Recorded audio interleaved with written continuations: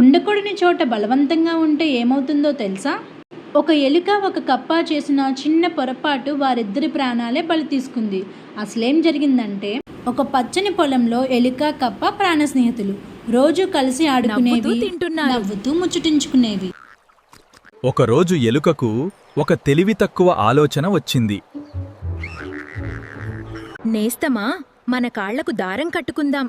అప్పుడు మనం ఎప్పటికీ వేరుపడం. మనం రెండు వేర్వేరు లోకాల్లో జీవిస్తాం నేస్తమా.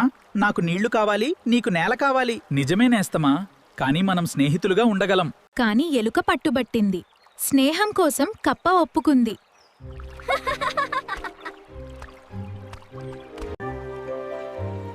కొద్దిసేపు బానే ఉంది. కానీ ఎప్పుడైతే కప్ప తన అలవాటు ప్రకారం నీటిలో దూకిందో అసలు ప్రమాదం మొదలైంది.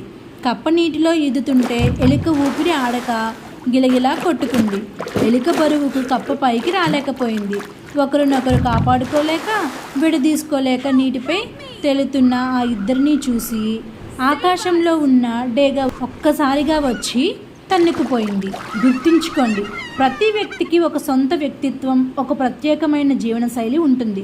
ప్రేమ పేరుతోనో స్నేహం పేరుతోనో ఎదుటివారిని మనకు నచ్చినట్టు కట్టేయాలని చూస్తే అది అవతలి వారికే కాదు, మనకి కూడా ప్రమాదమే. స్నేహానికైనా బంధానికైనా ఉండవలసింది గౌరవం, దూరం, దారం కాదు. ఇలాంటి మంచి స్టోరీస్ కోసం మన ఛానల్ని సబ్స్క్రైబ్ చేసుకోండి. Thank you for watching.